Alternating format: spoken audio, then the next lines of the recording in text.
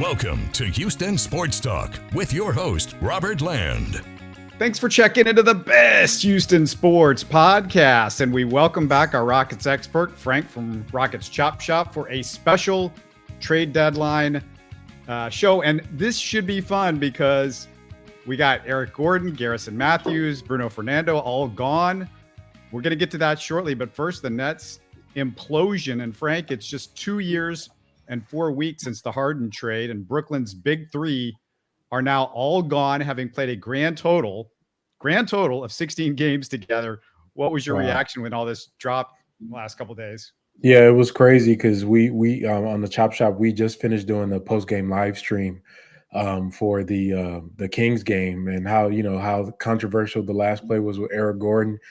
Literally 5 minutes after we got off air, around 12:08 or something like that, the Woj bomb hits my phone, and I'm seeing that Kevin Durant was traded. Now, leading up to this, I did not see Brooklyn making this move. All they talked about was, they're gonna basically try to take their time and do all this stuff, and talking as if Kevin would be there with them. But apparently, they've this was in the works pretty much the whole time. And the haul they received back is a pretty impressive package. I would say, as far as in a vacuum, that trade is a decent trade, I guess, given the circumstances. It's the best that they could get for where they were. Now, this can't be separated from the Kyrie Irving trade, which kind of was the trigger for all of this, with him being traded to Dallas for a first-round pick and 2 seconds, and then Dorian Finney-Smith and Spencer Dinwiddie. You pair that up with the Kyrie Irving, with the Kevin Durant trade, with them getting back, they got back, who did they get? They get Mikal Bridges, Cam Johnson, 4 unprotected firsts, and I think 4 swaps from the Phoenix Suns to send KD over there. And at the end of the day, the Nets made out with 8 first-round picks, including 4 from the unprotected from the Suns, 1 for, I think 2 from Philly still, and 1 from Dallas, and I forgot where they have another one from. But all to say that for them, they are in a weird spot, honestly, because at this point, their roster is pretty much built with a bunch of role players, elite role players at that, but they don't have a guy. And for us as Rockets fans, what this means is that this is a premium time and space where there's some flux and uncertainty about what they're going to do with this specific roster. It's one thing if you have a star player on there. They don't. They have a lot of great players. They have a lot of draft capital right now. For them, they could have multiple courses they could go through. But I think for us as Houston and for Rafael Stone in the front office, they would be doing their due diligence to stay on the phone with the Nets, because there are some intriguing pieces that they have currently on their roster that I would love in Houston. And also, if they wanted to, I still believe that they could field a competitive roster and actually land a big name with the amount of assets they have. Yeah, I want to get to where the Nets are in just a second, because, that's what all the Rockets fans are talking about. And I'm not sure about one of the angles that I think the Rockets fans are taking on this. But just a reminder before I mention that, to support us by subscribing and commenting on YouTube and listen to us on your favorite podcast app. But Frank, I know Rockets fans think, oh, Brooklyn is going to be a disaster. These picks are going to be great. Are we sure they're a disaster? And you mentioned it a little bit. They got some good players here. This is a team with a bunch of vets in their prime and up-and-comers as well. Nick Claxton, Defensive Player of the Year candidate, who's growing into more than just a defensive guy. If you look at his stats in the last month and a half, he's averaging 17 in the last month to go along with the rebounding and the block shots. And then there's Cam Thomas, who just scored 40+ in 3 consecutive games. And I talked to some Rockets people on Twitter, and they're like, well, wait till he, gets a little bit more of the defense. He's had a lot of the defense angling towards him because he's been doing this without Kevin Durant and in some cases without Kyrie Irving. But let's remember, if this was Jalen Green in his second year hitting 3 40-pointers in a row, I think the Rockets fans would be like, oh my God, what is this guy? And, he's 21 years old. So just a reminder to everybody. And when Cam plays, he scores. His per 36 this season, 23 points overall. And then there's Finney-Smith, Bridges, Ben Simmons, and you take Ben Simmons out, I don't care. But Finney Smith, Bridges, Royce O'Neal, they're all elite wing defenders, or at least close to elite wing defenders. And then Dinwiddie, who's a solid veteran point guard, they can also shoot this team. It's funny because you look at the 3-point stats, there was a bunch of guys that were shooting better from three than Kevin Durant and Kyrie Irving on this team that were shooting 39, 40% and higher. This was a 39% 3-point shooting team. The Rockets are terrible. That is the opposite of the Nets. Seth Curry, Joe Harris, and Bridges are all snipers, Frank. It's a good roster. Yep, and you forgot Utah Watanabe as well. Really good shooter, a great hustle guy. He's a tall, long type of wing that really gives them a different type of pace on the court. Yeah, the thing with fans, and I actually sent out a tweet today telling one of those party pooper tweets. These picks with the Nets are just like the stock market, meaning that the value or perceived value around the NBA is going to fluctuate based on the circumstances that the Nets present on a day-to-day basis. It could literally be from day to day. Like if all of a sudden they go on like a 3-game winning streak, the value might go down. If they look like, Cam Thomas and Dinwiddie are fighting in the locker room, okay, they go up. So the picks are just, the perception of them really impacts the value. And as we saw with the Kevin Durant, when he first initially asked for a trade, people were like, patting themselves on the back and saying, yes, greatest thing ever. And then they went back to the craps when the Nets were like one of the top teams in the East within the next few months as the season started. This could very well be the case where, yes, Kevin Durant isn't there, but yeah, maybe they just land somebody else, or maybe the team is actually competitive and they have homegrown star players that develop within their system, or they could just suck and be a team that does tank. The problem with relying on how you feel now and what the joy is that it could change within a month, 6 months. I mean, if the Nets come out with a roster on the first game of next season that looks like a real contender, then those picks instantly are going to drop in value. And so what that tells me is, as if I'm being prudent as Rafael Stone or anybody in the Rockets front office, is that you don't really want to wait and figure this out. Like, we don't want to get to a scenario where we're finding out what each pick turns into every year, because usually you're not going to get any value out of that. And you have to keep this in context of the fact that these are the picks that were resultant of trading James Harden, a top 5 player at the time, and one of the second greatest player in franchise history.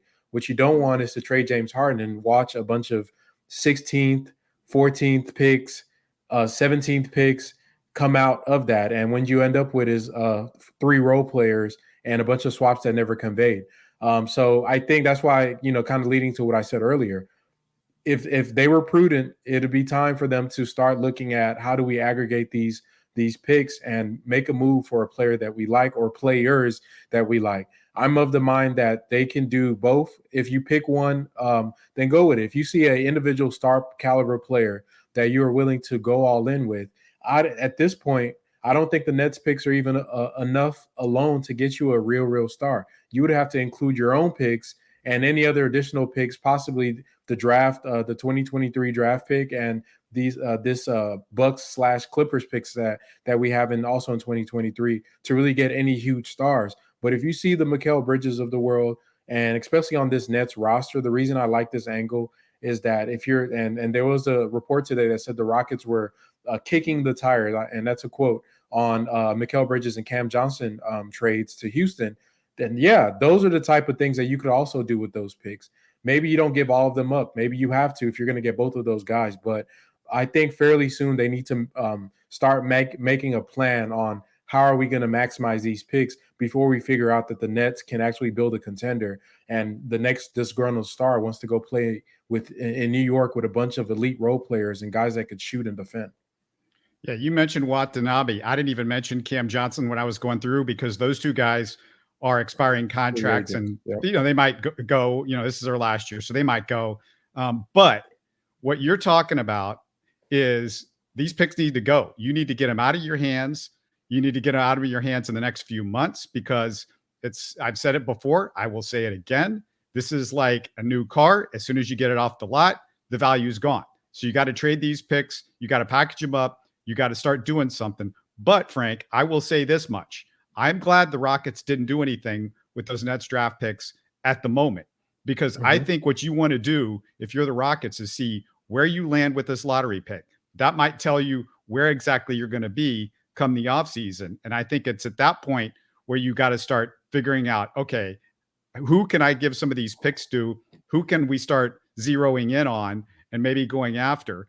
And when you know what you're going to have at that lottery pick, you might decide, hey, if we got Wemby, let's dream big. If we got Wemby, then, maybe Jabari is the guy, or maybe Şengün is the guy that you can afford to give up in a blockbuster trade with the Brooklyn Nets picks. So I like the fact that they didn't do anything. I also like the fact, for the Nets' sake, that they didn't do anything, because I think they should wait until the offseason before they start figuring out what they're going to do, because I think a lot more teams are going to be maybe looking for some certain things, and they could package their guys up and maybe get a bigger fish with what they've got, because they've got, a bunch of first round picks now between what Phoenix gave them. And you mentioned, some of the other picks that they've gotten, not to mention the Philadelphia 76ers pick that they got in the Ben Simmons trade.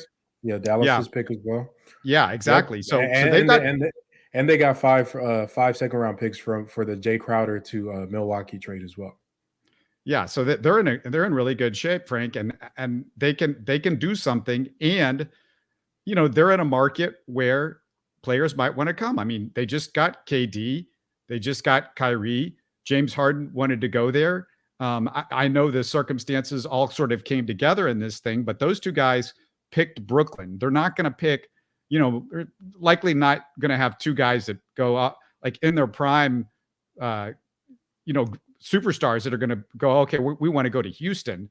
That's a terrible team, and that's the problem also, Frank, with where the Rockets are right now, because they didn't do a better job this year.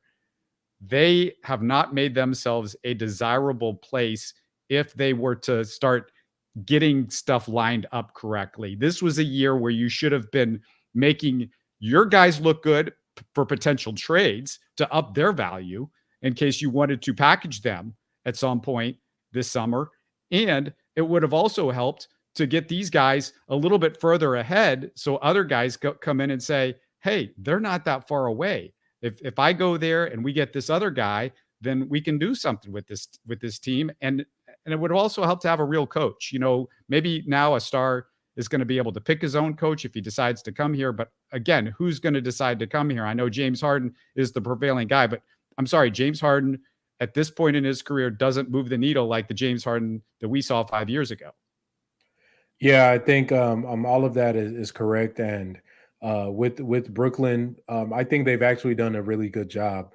Even though the circumstances are ones they put themselves in, the idea of what they were trying to do made sense. But I mean, the outcome is the outcome. I judge, it's a business, and you're going to be judged by your outcomes. But pivoting from Kyrie and KD, I think they've handled that fairly well. I haven't seen any panic moves from them yet.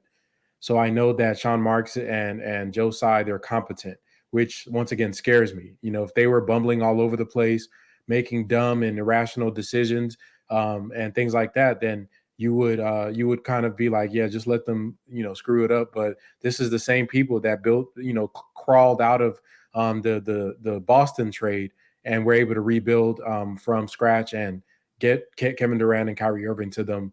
And James Harden. So yeah, I think if they wanted, depending on what their goals are, they will be able to field something that makes those picks less valuable. As far as the Rockets, yeah, I'm glad they didn't do anything either. I actually was saying that to somebody else. Yeah, what you don't want is to limit what you can do. I think the biggest primest time we're going to be able to strike is on draft night.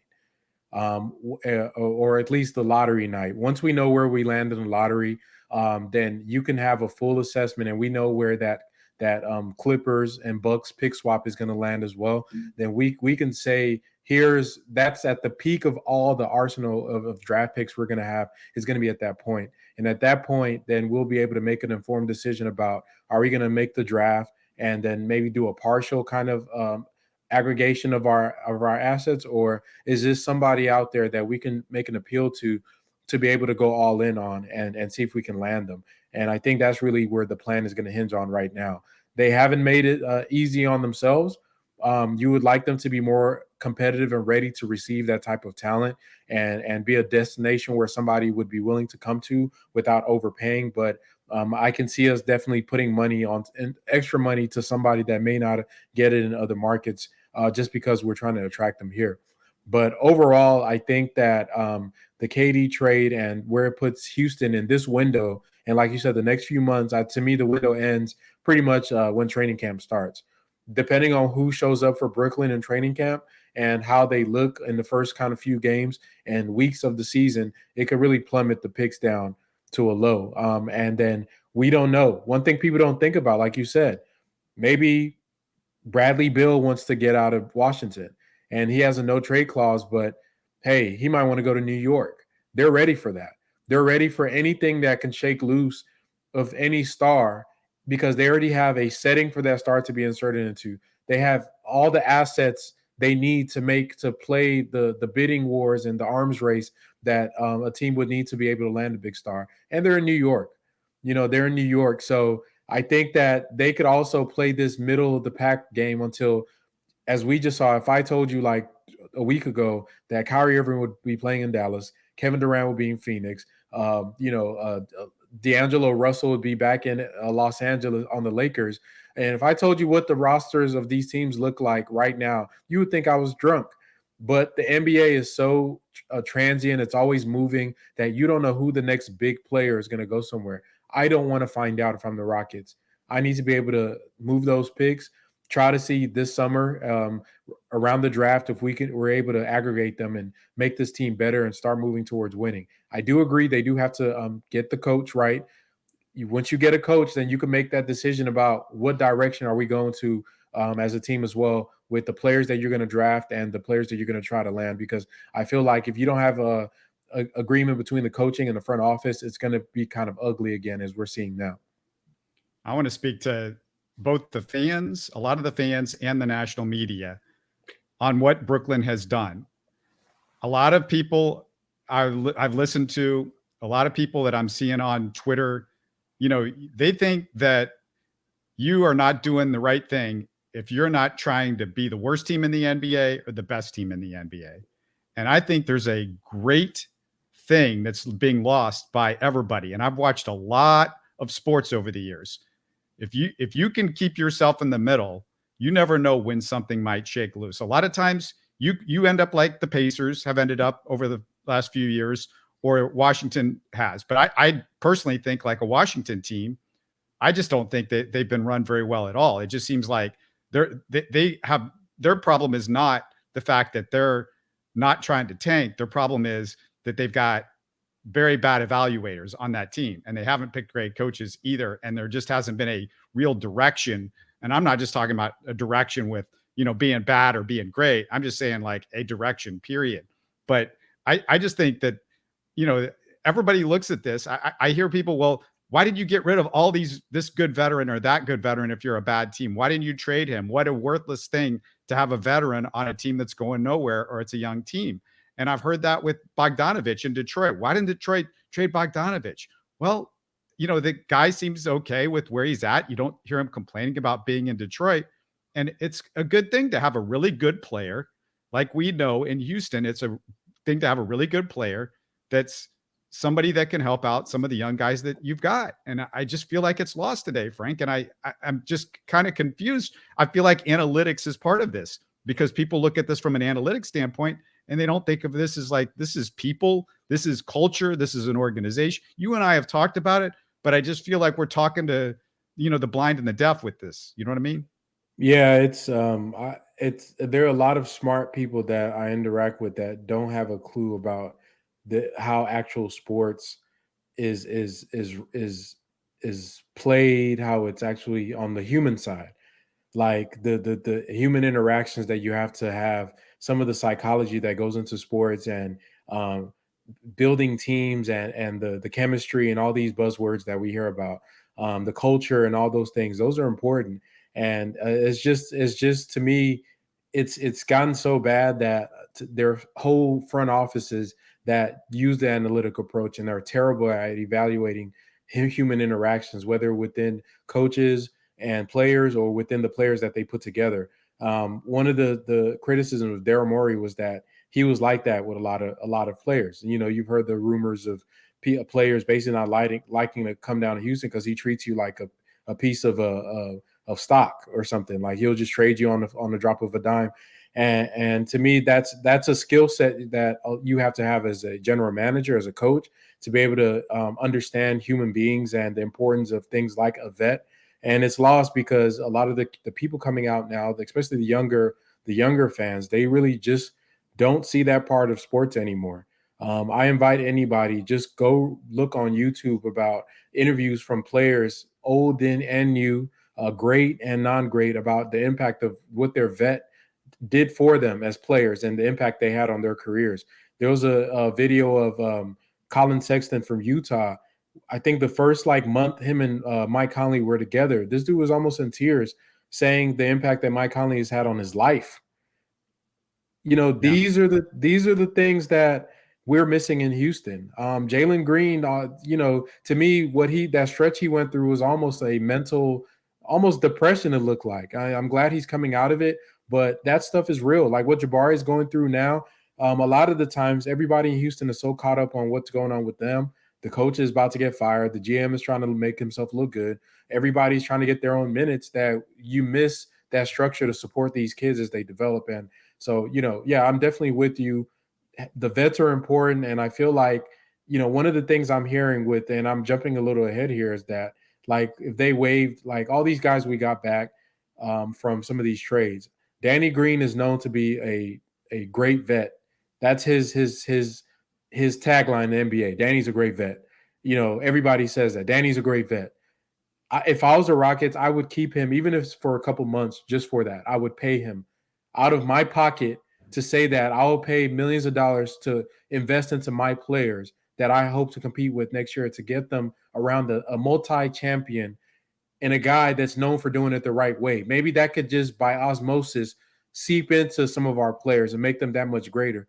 But I'm sure they're probably going to end up waiving him because that's not really important. And, you know what I mean? And let Frank Kaminsky and Boban, I guess, do that for them. But so I'm just saying those things are very important. And I feel like, honestly, for our front office too, they haven't really shown an affinity to leaning towards that veteran structure on the team. And I don't think it has anything to do with tanking. I just don't think they think it's important.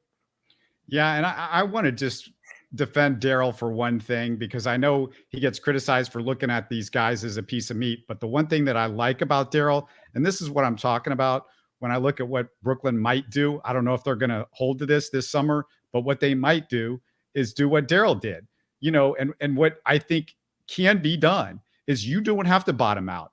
You just continue to make deals where you get 5% better or 3% better. And you get players, you make one player and you turn them into another guy that's a little bit better, and a player after that that's a little bit better after that.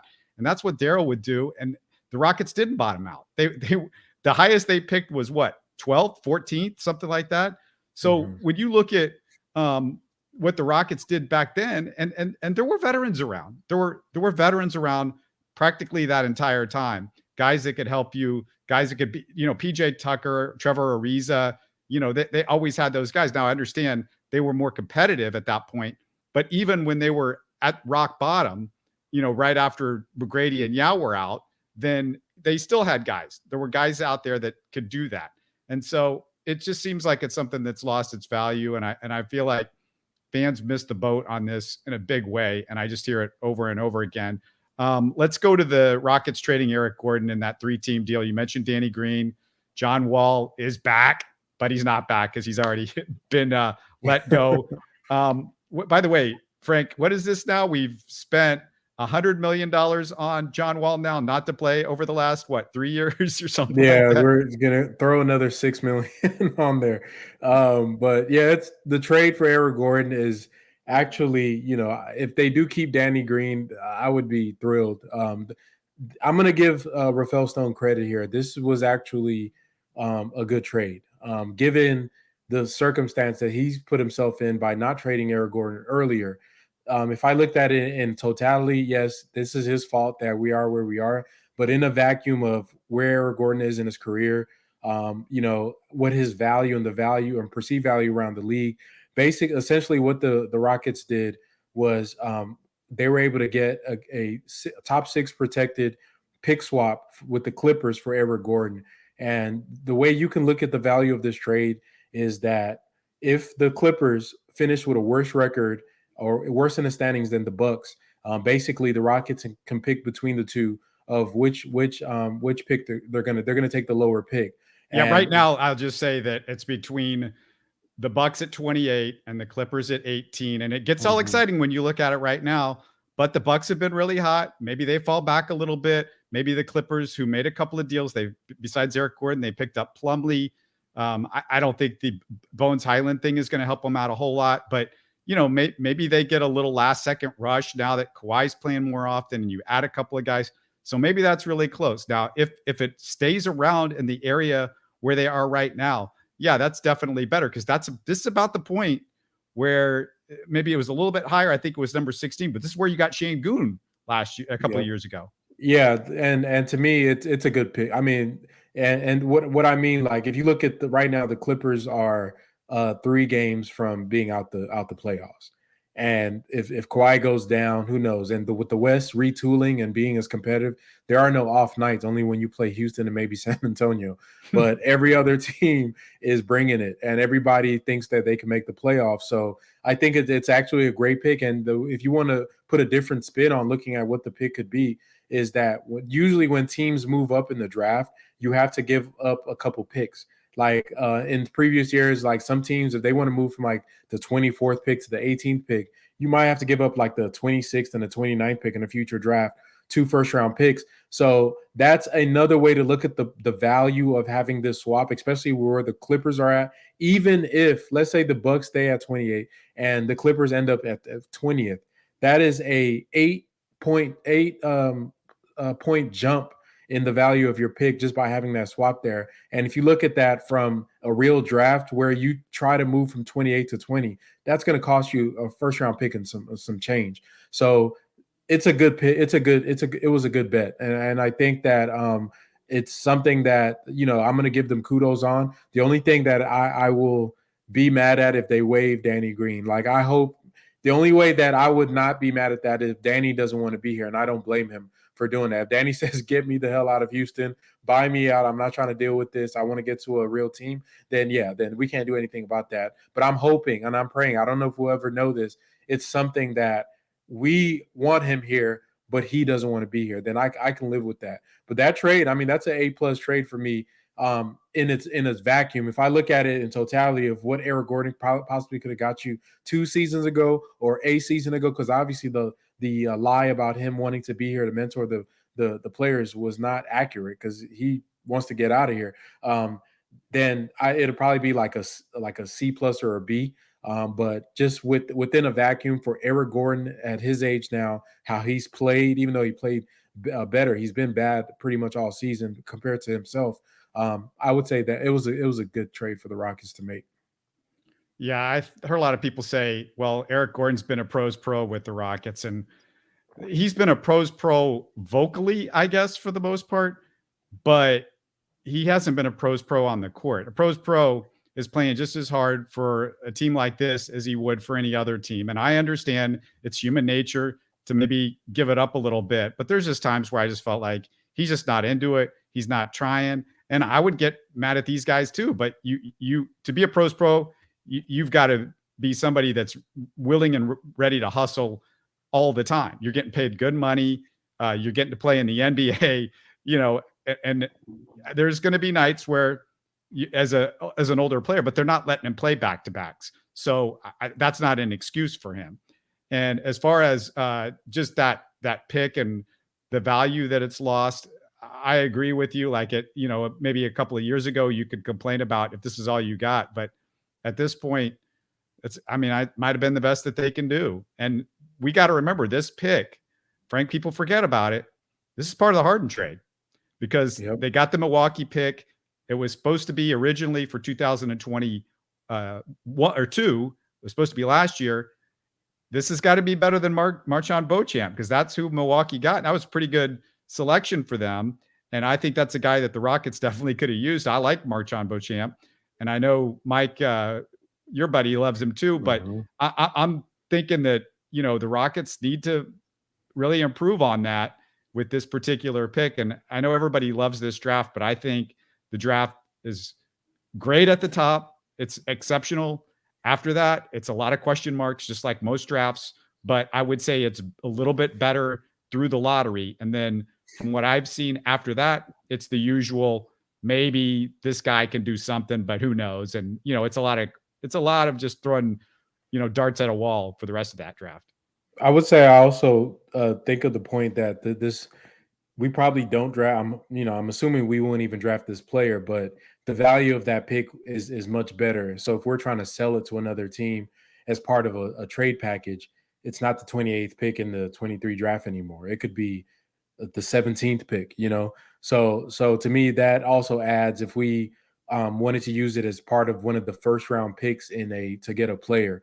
Maybe if you don't land where you like and you're with your own pick, you pair that up and throw in something here and there. You can go get something right there, then and there, and give a team two picks in a loaded draft to get off of a contract or a player that you really like, and they might be kind of moving on from. So yeah, I think there's multiple aspects of the pick improving that makes it a good move for them. I definitely think it was a great move. One of the big frustrations, Frank, is the fact that, we talked about it through the season with Silas not playing some of the guys that we wanted to see, some of the younger players, for guys that aren't veterans that, make you better, or aren't veterans that are helping these guys out on the court, but a Garrison Matthews or a Bruno Fernando, or those two guys who I'm going to talk about in a second, who they just let go in another trade that's just basically a money deal. But Mhm. they did get a couple of second round picks for those two guys, and Kaminsky and Holiday, who are going to probably be gone at the end of the year. But if you look at it, Frank, the frustration is that you know less about who some of these guys are, because Silas just hasn't played him enough, and you want to know where you are with some of these guys, because we knew the whole time they had to have a good evaluation on as good as they could on everybody going into this particular offseason. Yeah, that was always strange, and I don't know if they have enough time to really get data points on all the players now, but I think the point of you making of playing guys that really have no impact on your future, whether and they don't not bringing much outside of what they do on the court. So yeah, I mean the Garrison Matthews of the world playing literally almost starting last year, especially on the second half of the year. Garrison Matthews was starting pretty much. He would start a lot of the games that Eric Gordon was out in his place. And now what? So and it does, yeah, it is kind of weird. I think Coach Silas was just thought he was doing what he was trying to do to win. But yeah, obviously those weren't winning moves for him. These next like 30 something games or however many games we have left, if they don't really try to start doing some things to really assess these players, I'm going to be once again be like, what are we doing as an organization? We still have a lot of unanswered questions that we need to know. About some of the guys on the edges. Josh Christopher, he should get a lot more burn now with Eric Gordon done, because he may be somebody that you want to move on from, but you want to know what his real value is. We want to know about Garuba. What is his real value? The Tari Eason of the world. Like, I want to see if Tari maybe get in some time to start at the three, rotate it out with KJ. I think KJ becomes a new starting small forward now. But as the season goes on and you get towards the end of the year, we know what Kenyon Martin Jr. is. He's a professional. He's a great player. Get some Tari starts at the three. Just mix it up. Be creative and put these guys in positions where you can truly assess what you're trying to get out of them, and not just let Coach Silas just do whatever he thinks he can to try to secure a victory. All of that ship has sailed. He's had plenty of times to try to play all these vets and try to win games, and he has failed horribly at doing that. So right now, the prioritization should be data points.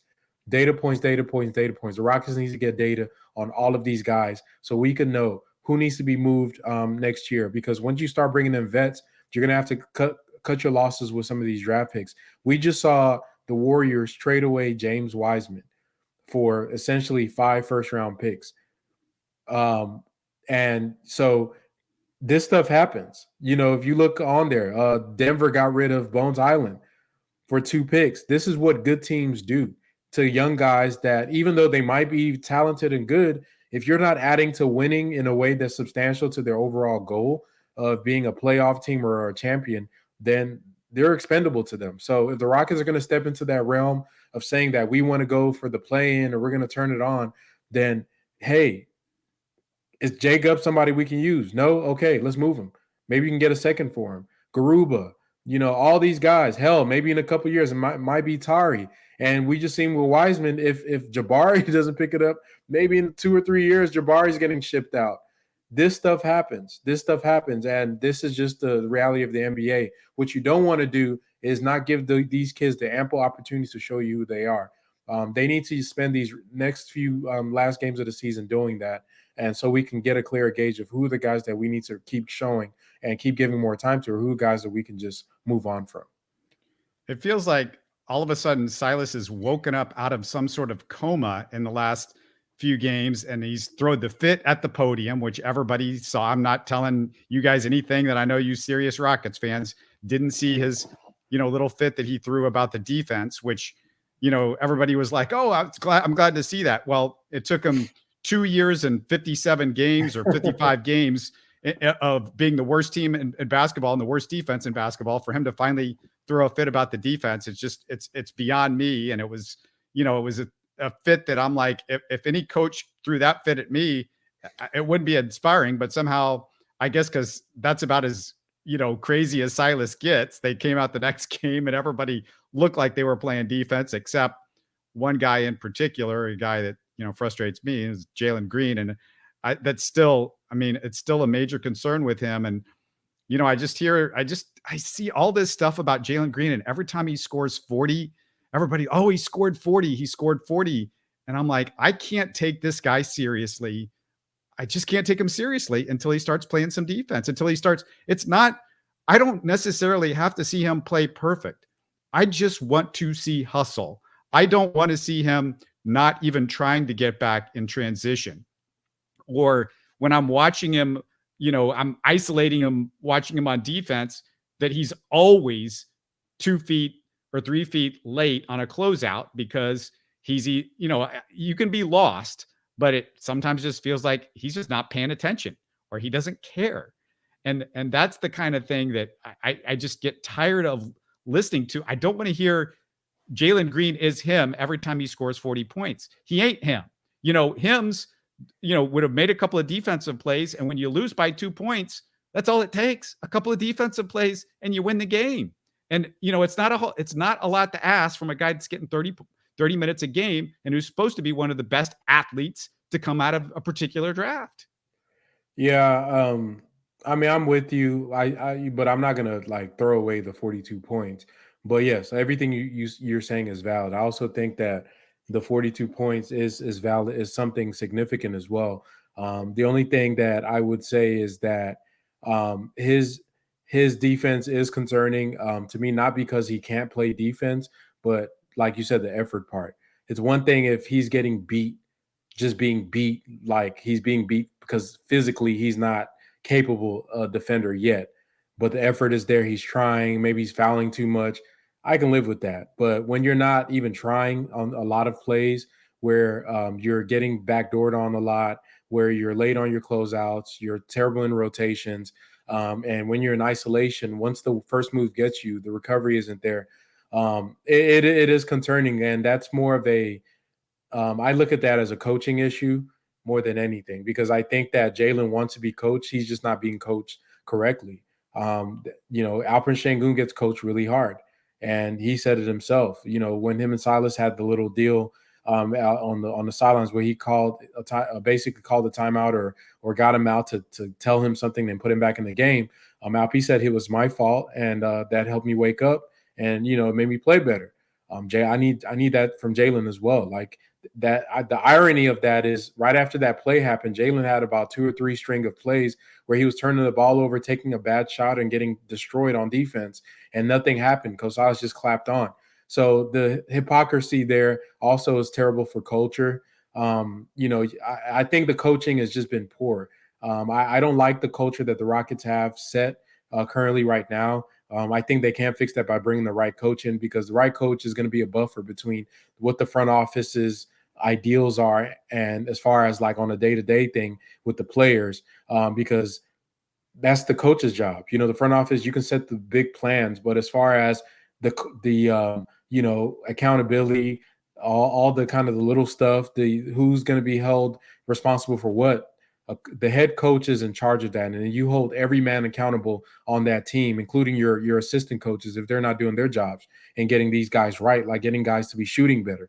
They should be hearing about it in the coaching meetings. Why the Rockets are shooting terrible across the board. And so there's just so much that they could do better at.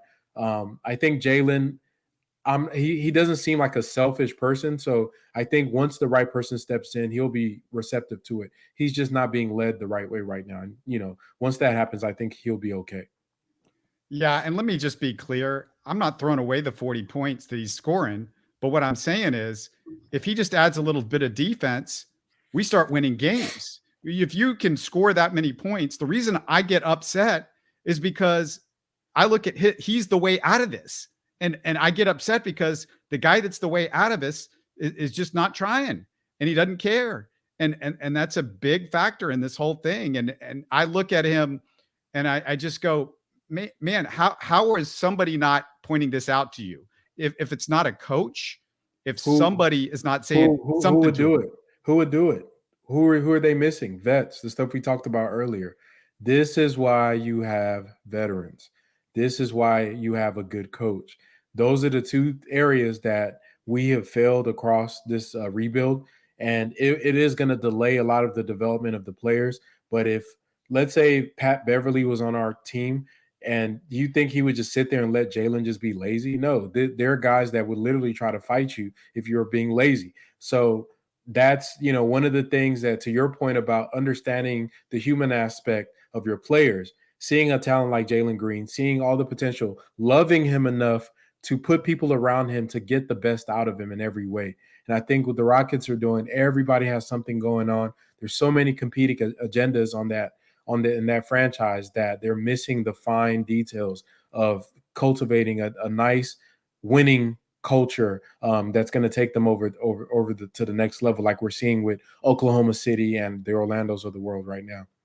We've talked about Shane Goon's been held accountable recently. We've talked about KJ Martin's been held accountable recently. I'll throw in another guy that's been held accountable all year because he couldn't see the court. And he's finally starting to see the court. And guess what? It's mattered that he was held accountable because Josh Christopher is playing some really good basketball right now. Yeah. Josh is balling out. I think, once again, to me, somebody was telling me that, every player is different and some guys you can't be too aggressive with. And yeah, that's true. But to me, everybody should be held to the same standard as it comes to effort. And Josh, he did make a lot of dumb plays to start the season when he did get his chances. But as we've seen last year, he's more of once he gets a lot of volume and an opportunity, he does get better. So it's great to see him playing like the way he is. And I'm glad they did it, because if we had ignored him just to play whoever, we might have just threw him away and not known that, hey, this guy might actually be something that could lend to winning. I like what I'm seeing from Josh. He still gets a little tunnel vision randomly, but that's the young guy stuff that he'll clean up as time goes on. One thing from that whole Silas thing, what was funny to me is that they said that, we sat down and finally we watched film and we were shocked at some of the effort plays that we saw from that game. And to me, my question was, have y'all watched any of the games? Like, I have to look through these games, and that wasn't even that bad of a game for effort. Like, I've seen worse within the last 10 games. I could pick out 3 or 4 games that were worse than what they did, like the one in Minnesota. So that tells me they really don't watch film. I don't think they watch film as a team, especially for a young team, because I was like, man, how does Coach Silas let these guys put this type of stuff on tape? But to me, this is, it just goes, we keep going back to Steven. John Lucas would not put up with this stuff. John Lucas has been around forever. way longer than Silas. We think, oh, Silas has been around for whatever, 20 years or whatever as an assistant coach. John Lucas has been around since the 1970s in the NBA. Like John Lucas, like there, you see a different level of effort when he's coaching this team. And I just keep going back to the fact that this is about Steven Silas refusing to stick the hammer on any of these guys, refusing to be the tough dad that you need sometimes. And you go back to that over and over and over again. And every time they're tough with somebody and whoever they've been tough with, and you and I have talked about this ad nauseum. I'm sorry to repeat it for the people that have been listening before, but I mean, it's worth saying again, because all of the stuff that we're talking about has sort of come to a head in the last week or two with this team. And, you know, you basically get back to the point that this is Steve, like Lionel Hollins. There's no way he was like that as a head coach. So I can't imagine he's sitting there going, oh yeah, guys, keep doing what you're doing. Don't hustle. Don't get back on defense. You know, don't put forth the effort. And Josh Christopher, like, there's a lot of things you can criticize Josh Christopher from the mental side. But the one thing about Josh Christopher that I feel, I don't know if you feel any differently, from the day one that I've seen Josh Christopher play, he hustles. Yep. Always. That's always been his thing. He always goes hard. Like you said, the mental lapses are there, but just like Tari, like to me, you can live with a player that's trying hard and messing up, especially a young player. What I really dislike is the lack of effort. So I would rather see that from them. I'm not sure what the dynamics are with the other coaches as it relates to what they see from Steven Silas. I'm sure they're being respectful, looking at the chain of command and not trying to overstep themselves. But I would be curious to see if you could give them some truth serum to see what do they think about the coaching style of their head coach. I'm sure you would probably get some different takes from that. But I don't, like I said, I assume that we're not going to have to talk about him next year. If we did, then I think if Steven Silas is still the coach next year, Rafael Stone probably needs to be fired because there's no way that he could look at this guy's assessment of his players that he's drafted and brought in and say that he's maximized them. So I trust him with all these assets that I'm going to bring into the organization. There's no way that he can think that. And I keep going back to the same thing that I've said for weeks and months on end with this roster. And one of the big things that I just think Silas is incredibly incompetent at is the rotations and who should play and how they should play. And the most frustrating thing to me all season long, and I felt like this all season long, that you had a 3-man big rotation of Tari, Jabari, and Şengün. And I have people, get mad at me and they're like, well, Jabari's not ready to play center in the NBA. And I'm like, I watch PJ Tucker, and I get it. PJ Tucker could physical up against some guys and stuff like that. But I saw PJ Tucker, and I'm trying to remember some of the other just midgets that D'Antoni would throw out there at center. He would just go small ball, and he would go, forget it. We're going to have to try to outscore you with our bench, instead of what the Rockets do is like they come in with guys that basically grind the offense to a total halt and can't do anything. And they would have like a Bruno Fernando out there who sets a pick and then tries to get in the pick and pop stance. Like, you can't hit a shot. Why are you out there at 20 feet when you set a pick? It's just, and Garuba, who has literally zero offensive game. And basically you're playing 4-on-5 when you're playing with Garuba in the game. Like, it should be Tari, Jabari, and Şengün. This is where it should be right now. But I just have a feeling we're going to get back to, it's Garuba in at center for 10 minutes. And we're still going to have Jabari sitting on the bench for most of the game, or, for 28 minutes instead of playing for 30 minutes, which is what he should be playing at this point, because Jayshawn Tate's going to start getting more minutes at the 3 or something like that. But I mean, it's just, that's the thing that really ticks me off, because, this is a team that has such a hard time scoring to begin with, because they just don't have guys that are ready to be good offensive players yet. And when you stick out Bruno and Garuba out there, it's a joke. And it was that way with Daniel Tice last year. And I have to think so much of this is a Silas thing. I have to think that this is a Silas thing, because even when some of those guys aren't available, he'll go to Boban. So I have to think it's a Silas thing. Yeah, he has. I'm sure it is. Well, luckily we don't have the Bruno excuse anymore for him to come in and take some of those minutes. I think Jabari can play the five in certain lineups. I mean, if Evan Mobley can do it, because they're pretty much like Evan Mobley's rookie year, he was just like a stick figure like Jabari is. So it's just a matter of he probably is going to struggle, but at some point in the future, Jabari is going to be your small ball five. He's For probably going to close out. 14 minutes, he's going to struggle. So what? Yeah, Let's yeah, see yeah, what it yeah. looks like, man. And forget, I don't care about his defense. We don't play good defense anyway. Just make the offense look a little bit nicer. And when the ball goes in the bucket, I always say this, it's much easier to play defense than when the ball doesn't go in the basket. Right. And to his thing though, he does have to play a lot better. And I'm sure that maybe Jabari is one of those guys that he can't play 30 minutes or he shouldn't play 30 minutes as a rookie because he needs to be eased into the game. But I just don't think we have the structure to even provide that type of like, okay, we're going to ease you in because everybody around him is pretty much in the same boat as him. So yeah, I think, I mean, if you go further back enough, it's like, why do we have 7 first round picks on our roster in the first place? I think that's kind of the original sin, is trying to develop all these guys simultaneously without a plan, and just hoping like, oh, just by us being an NBA franchise, they're just going to figure it out. No veteran structure, a coach that's laissez-faire when it comes to discipline.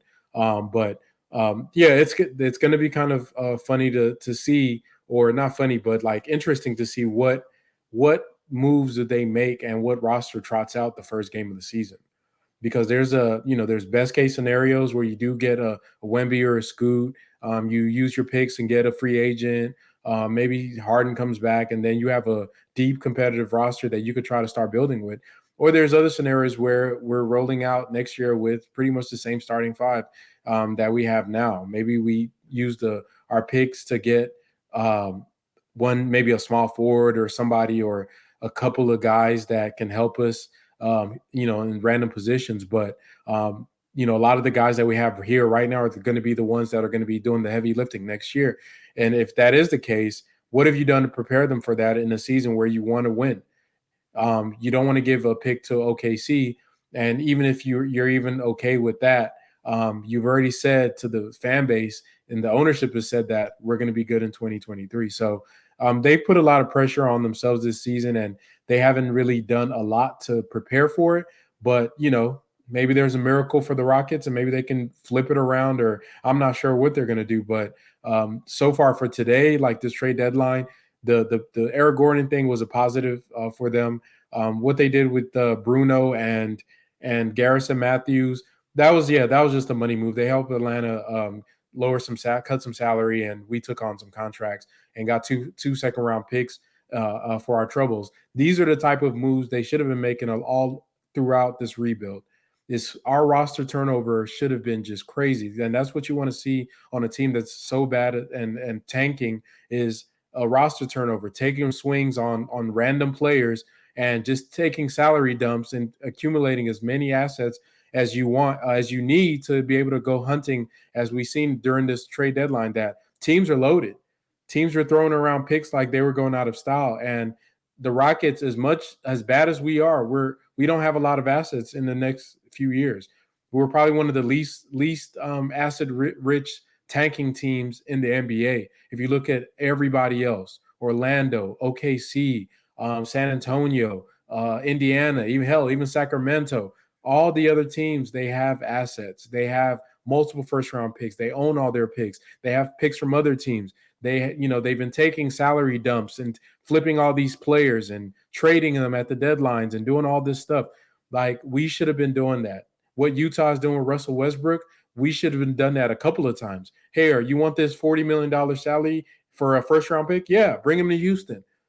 We'll flip him for you. You let him come here and whatever, run around, play, flip him out. You want this young Cam Reddish? Bring Cam Reddish. Bobo, yeah, we'll take him. Wendell Carter for a pick? Yeah, we'll take Wendell. Like, these are the moves that we've missed out on. Well, we did it. We did it with John Wall. That was the one we did. That was the one person we did it with, and he was a guy that we intended to play.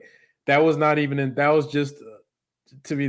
Don't even get me started on the Wall thing. But even if you look at like the amount of seconds I'm going to read off the names real quick. I know we're running a little long here, but I'm going to read off the names of players that were acquired today by teams just strictly off of second-round picks. No first-round picks, just strictly off of second-round picks. Jay Crowder, James Wiseman, Mo Bamba, Bones Highland, Gary Payton II, Matisse Thybulle, Josh Richardson, Thomas Bryant, Mike Muscala, Mason Plumlee, and Darius Baisley. These are all guys that were traded today for second-round picks. The Rockets have been sitting on their thumbs for this entire time. Good job for them getting it done, like doing something this deadline. But man, we sure did leave a lot of stuff in the field. We left a lot on the field with our roster. We left a lot in the field with moves that we could have made, actions we could have got in on. For the sake of what, I don't know, because at the end of the day, they're probably going to flip all these players for just something else. So, but I like what I saw today. I looked at it as like a school, today was a quiz and they passed it. The final exam is going to be this summer, and we're going to see what they do with that. Sometimes I think the second round picks are something, and sometimes I just think they're cryptocurrency. And there was so many second round picks thrown away today that was like, maybe they're just like these Bitcoins that, you're like, what are they worth? We don't know. They could go up. We don't know what second round picks are anymore. There's something I want you to think about, Frank, for a future show. I'm going to just stick this into your head and give it some thought. Is there a guy or two or three that you think will become available this summer that the Rockets can focus on with those Brooklyn picks? Think about that for the next show. And I'll finish it off by just asking you what's going on with Rockets Chop Shop. I'm sure you guys have been covering the draft extensively. What else have you got over there and what's going on? Yeah, we just did a 2-hour live stream on the trade deadline. So we kind of went through not even just Houston, went through the entire some of the major trades in the NBA. So if you guys want to go over to the channel and check that out, definitely look into that. And then we join us for our post game lives. As join the Chop Shop community, a bunch of dedicated fans.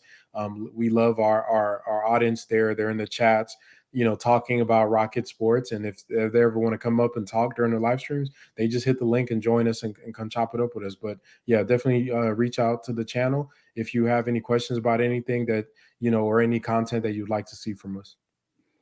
Sounds great. We're going to keep doing this, and hopefully we'll get some maybe W's before the year is out that we can talk about, and some more of those. And if they can continue to play a little bit like they've played recently, a couple of the games, that would be great. Yeah, we'll see. With Eric Gordon gone, I don't know how many W's, but yeah.